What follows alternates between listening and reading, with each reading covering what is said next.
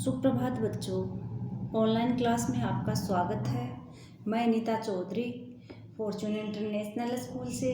तो बच्चों, हम हिंदी के पद्य भाग का 6 चैप्टर जयशंकर प्रसाद जिसके प्रश्नोत्तर कर रहे हैं, जिसके हमने 8 प्रश्न कर लिए हैं। आगे के जो प्रश्न हैं वो आज हम करते हैं। तो प्रश्न नंबर 9 है, यामिनी में अनूठा पता कौन बता रही है। यामिनी का अर्थ होता है रात्रि। तो उत्तर लिखेंगे, यामिनी अर्थात रात्रि में तारों की पंक्ति ईश्वर का अनूठा पता बता रही है। रात्रि में अंधकार रहता है, यानी रात के समय अंधकार रहता है, अंधेरा रहता है, तब दीपक के प्रकाश से वस्तुएं दिखाई देती हैं। यानी रात्रि में अंधेरा रहता है तो दीपक के प्रकाश से हमें हर वस्तु दिखाई देती है। इसी प्रकार रात्रि में तारे रूपी असंख्य दीपकों के प्रकाश से ईश्वर के विशाल मंदिर का पता मिल जाता है।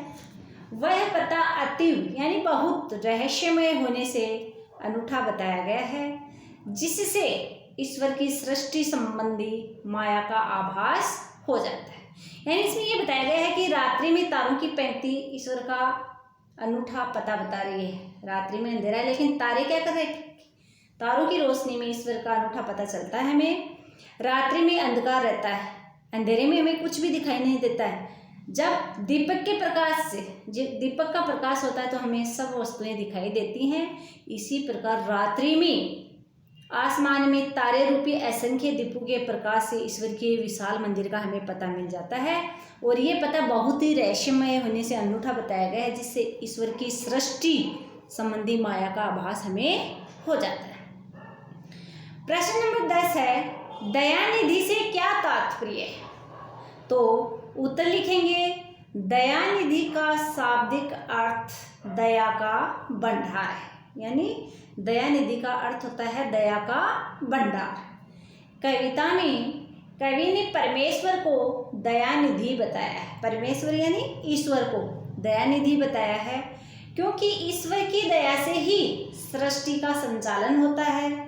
प्राणियों के सुख दुख तथा जन्म मरण आदि के साथ रात दिन का क्रम चलता है। ईश्वर की दया से ही प्राणियों के सारे मनोरथ पूर्ण होते हैं।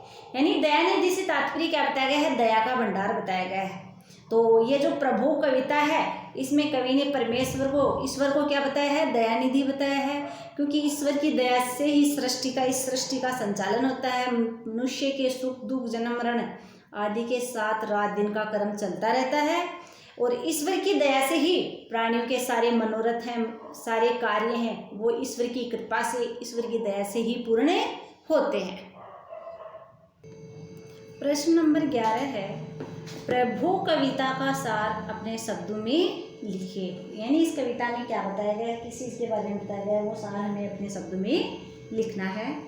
तो उत्तर में लिखेंगे, महाकवि जयशंकर प्रसाद ईश्वर की स्तुति करते हुए बताते हैं कि चंद्रमा की किरणों से ईश्वर की दिव्य ज्योति का पता चलता है। ईश्वर अनादि है, उसकी माया अनंत है, वह इस संसार लीला से ज्ञात हो जाता है। ईश्वर की दया का प्रसार सागर की तरंगमालाओं में दिखाई देता है, और उसी से इसका स्तुति गान भी होता है। कवि जयशंकर प्रसाद आगे कहते हैं कि कवि कहता है कि हे प्रभु, आपकी मधुर मुस्कान चांदने के रूप में तथा मधुर हंसने की जो ध्वनि है, आवाज़ है, वो नदियों के कलकल में सुनाई देती है। रात्रि में आकाश में असंख्य तारे जगमगाते रहते हैं, उनसे तुम्हारा ये सृष्टि रूपी मंदिर अनोखा लगता है। आप ही समस्त सृष्टि के पालक एवं रक्षक हो, आप दया के सागर हो। हम सभी आप पर पूर्ण आस्था एवं विश्वास रखते हैं, आप हमारी पुकार अवश्य सुनोगे। यानी इसमें ये बताया गया है कि ईश्वर की स्तुति करते हुए कवि कहता है कि चंद्रमा की जो किरणें हैं वो ईश्वर की दिव्य ज्योति के बारे में उससे पता चलता है। ईश्वर की माया है वो अनंत है, इस संसार लीला से हमें ज्ञात हो जाता है, पता चल जाता है। ईश्वर की दया का जो प्रसार है वो सागर की तरंग मालाओं में दिखाई देता है, और मधुर मुस्कान चांदनी के रूप में तथा मधुर हंसने की जो ध्वनि है वो नदियों के कलकल में सुनाई देती है। रात्रि में आकाश में जो असंख्य तारे जगमगाते हैं उनसे ईश्वर का जो सृष्टि रूपी मंदिर है वो अनोखा लगता है, सुंदर लगता है। प्रश्न नंबर 12 है, प्रभु कविता की भाषा की विशेषता बताइए। उत्तर है, जयशंकर प्रसाद ने प्रारंभिक कविताओं में ब्रज भाषा का प्रयोग किया है, परंतु कविताओं की रचना शुद्ध खड़ी बोली हिंदी में की है। प्रसाद की भाषा की यह विशेषता है कि इसमें भावाभिव्यक्ति की मधुरता एवं भावात्मकता के अनुरूप संस्कृत निष्ठ तत्सम शब्दावली का प्रयोग अधिक हुआ है। इस विशेषता के कारण प्रस्तुत कविता की भाषा तत्सम प्रधान है। साथ ही भाषा में कोमलता एवं लयात्मकता भी दिखाई देती है। साथ ही भाषा में कोमलता एवं लयात्मकता भी दिखाई देती है। कुछ लाक्षणिक एवं व्यंजन शब्द भी प्रस्तुत इस कविता में किए गए हैं, तो मानवीकरण की शैली भी अपनाई गई है। इस तरह प्रस्तुत कविता की भाषा उत्तम है। प्रश्न नंबर 13 है बच्चों, निम्नलिखित पंक्तियों की सप्रसंग व्याख्या कीजिए। तो इसमें क है, विशाल मंदिर की यामिनी में जिसे देखना हो दीपमाला, तो तारका गण की ज्योति उसका पता अनूठा बता रही है। दूसरे नंबर का जो पद है उसमें नीचे की जो 4 लाइनें हैं उसकी व्याख्या लिखनी है। क्या लिखनी है कि कवि कहता है कि रात्रि में, यानी पहले तो लिखना है प्रस्तुत अवतरण महाकवि जयशंकर प्रसाद की रचित प्रभो शीर्षक कविता से लिया गया है। इसमें कवि ने चांदनी एवं नदियों की कलकल ध्वनि आदि के माध्यम से ईश्वर की व्यापकता को देखने का संदेश दिया है। फिर व्याख्या में लिखेंगे, कवि कहता है कि रात्रि में जिसे इस संसार रूपी विशाल मंदिर में दीपकों की कतार देखनी हो वह रात में चमकते हुए तारों को देखे, क्योंकि तारों की ज्योति में उसे ईश्वर की सत्ता का पता मिल जाता है, उसकी अनुपम छवि का बोध हो जाता है। तो दूसरा जो पद है उसकी नीचे की जो 4 लाइनें हैं उसका आपको अर्थ इसमें व्याख्या में लिखना है। फिर इसमें ख है, प्रभो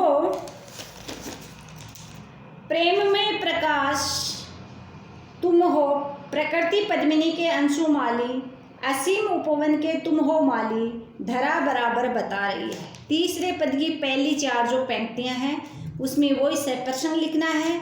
और फिर सप्रसंग में क्या लिखोगे कि प्रस्तुत कविता जयशंकर प्रसाद द्वारा रचित प्रभो शीर्षक कविता से ली गई है। इसमें ईश्वर को समस्त सृष्टि का पालक, रक्षक और सभी मनोरथ पूर्ण करने वाला बताया गया। अर्थ में क्या लिखोगे बच्चों कि कवि वर्णन करते हुए या कवि ईश्वर की स्तुति करते हुए कहता है कि हे ईश्वर, इस समस्त प्रकृति रूपी कमलिनी को विकसित करने वाले सूर्य तुम ही हो, और तुम्हारा ही ये प्रेम में प्रकाश सब ओर फैल रहा है। तुम ही इस सृष्टि या संसार रूपी उपवन के माली अर्थात पालक एवं रक्षक हो। यही बात ये धरती बराबर हमें बता रही है।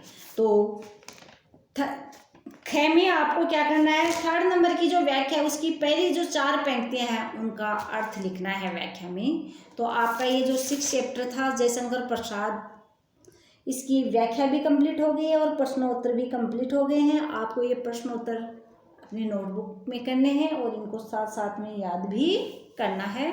धन्यवाद।